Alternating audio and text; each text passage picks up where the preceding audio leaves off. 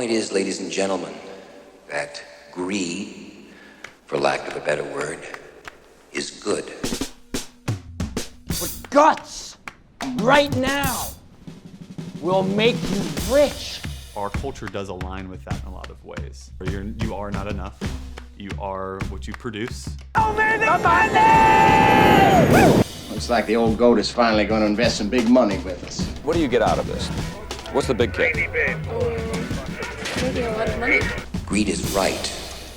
Greed works. When you start seeing it as this is something that's not only individual but structural, it sort of wakes you up to patterns, behaviors, cultural norms, ways of doing business that I think are not actually of the kingdom. Do you think you've done anything wrong?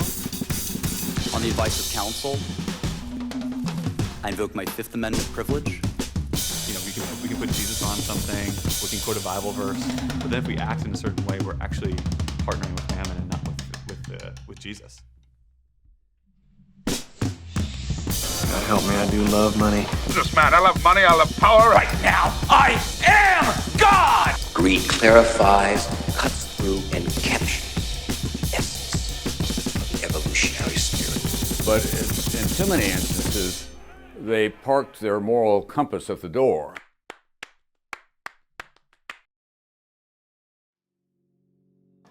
The lie I used to believe about money is that it all depended upon me doing it, right? So I put all the burdens of the world on my shoulder, and I would do whatever I can, any way possible, to succeed in an organization. Have my organization succeed, my team, my organization. What you realize is that God has a lot of people out there willing to help you, and you don't have to do it all yourself. When I went to college, my father and mother did what they could for me, which was pray for me and shake my hand on the way out the door. Worked a bunch of jobs, got through college. The important thing was God laid it on my heart in 1977 to take a 6th course in computing, programming languages. And when I got out, I had 8 programming languages, and I made twice as much money programming than I did working in the finance sector, the 2 offers I had. And the important thing is, God had a plan for me. Later on, when I became a Christian, I realized that his hand was always on me, and he was directing me. See, I could control a lot. I was quick on my feet, could speak, I could think my way, act my way. I always was able to work my way out of it in some way, through my own means. And then he put me in a situation that I had no control. My only way through that was to surrender to God, and to start, understanding that it wasn't about me and what I could do, it was about him and what he could do through me. The transformation has been with Potomac Angel Capital. We used to work, and Lynn and I early on, with direction of God, used to give away. And so we decided together what we would give away, which was 50% of our net earnings because my income was very cynical. Every 3 to 5 years, you get a big hit, you take half of it, you give it back to God, you put it in donor's ice on, and you just give it away. And now we have a complete revolution in that whole area, in that we invest it and we can get the principal back and we can have social good. For many years, I believed that money was the evidence that I succeeded, or that I was married to somebody who succeeded. I used to think that money is the answer to every problem, that rich people didn't have any problems, God has shown me that that's absolutely not what the truth about money. It's an experience rather than just a word on a page. God's promises in his word are amazing, of course, but until you experience those promises being real, either from hearing from him or for having him orchestrate a situation that has to be God. Until it happens, until it happened to me, my faith was, I sort of wondered why there were all these wonderful verses about abundance and freedom and more, and I wasn't walking in that. And it really took hard work, and it took being willing to say, whatever it takes, Lord, that's the kind of life I want. I saw it in other people. I saw other Christians who seemed to have this amazing intimacy with God, And they would talk about how they heard from God and how God told them this and gave them this direction. And I didn't know how to get that. And I went to a wonderful church that was Bible believing, but they weren't open to how God wanted to work in our lives individually and personally. And it took being exposed to that for me to really start experiencing it. I think we have to realize that Mammon is more than money.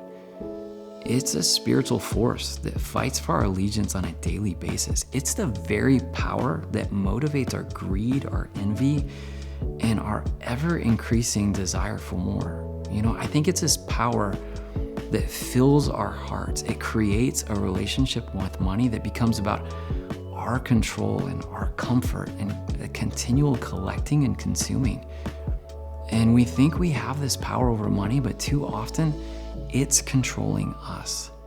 And we slide into making it our master instead of surrendering all that we have and worshiping Him.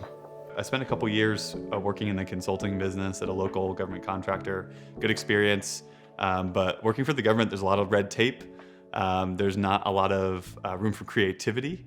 And I saw that the people that were doing best in my firm often were good people, but were certainly looking mostly at themselves.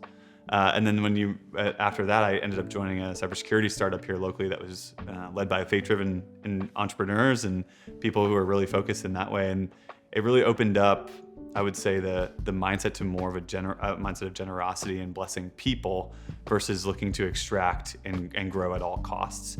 At Potomac Angel Capital, we started with this idea of the investor being able to bless the entrepreneur relationally.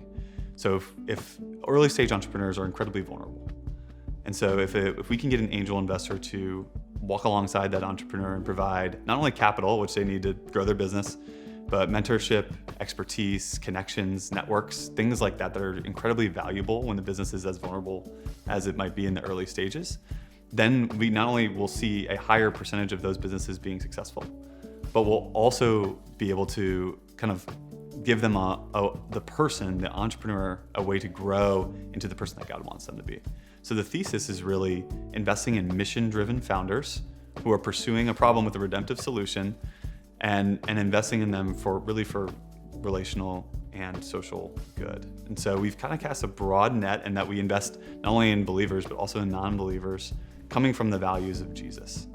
Angel networks are actually really, really essential, almost a foundation of any venture ecosystem. And the reason being is that early stage capital, really before institutions have the appetite to invest, has to come from individuals and friends and family. And for most entrepreneurs, they don't have a friends and family network that can fund the scope of their vision or get them to that next step. And so I think angel investors are absolutely vital to providing that bridge for entrepreneurs to get from maybe early product, early revenue traction, a few employees to, hey, we're actually growing at a really nice clip. We've proven product market fit, and now we're investable from an institution and can really take this to the next level. So if you're a solo angel investor and you're going out and trying to find deals and consummate investments all on your own, it's incredibly difficult to find really good deals. It's very time consuming and often requires a pretty specific and focused thesis, which can be hard to come up with and take a lot of time and effort. And so what angel networks do is really, in general, provide a structure so that these investors can walk in, they can learn, they can plug into a thesis that they care about, and a lot of the work is taken care of for them. So we go out at Potomac and we find the deals, we host the events, we structure the diligence teams, and we help them consummate the deal. So in the end of the day, they're paying for a service that really encourages them and helps them invest. We say church parking lot deal, and often we wonder, what does that mean?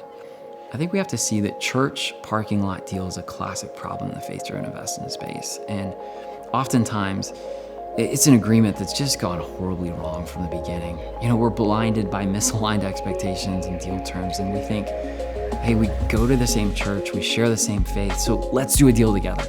And these are often deals that aren't good for anyone. So we've got to think and reimagine what could be better. And I think angel investing can be that step forward, where we think about things thoughtfully and in community, Because it's not you alone doing that deal, but it's a multitude of counselors, each bringing subject matter expertise that's deliberate, that's thought through, and not getting swept up in the emotion of the moment, but seeing, is this a best fit and aligned expectation of entrepreneurs and investors? When my wife and I've been married for 30 years, we came to Christ. God impressed upon our heart pretty early that this is all His money. And so I think we were being good stewards with His money and giving to charities that were near and dear to our hearts.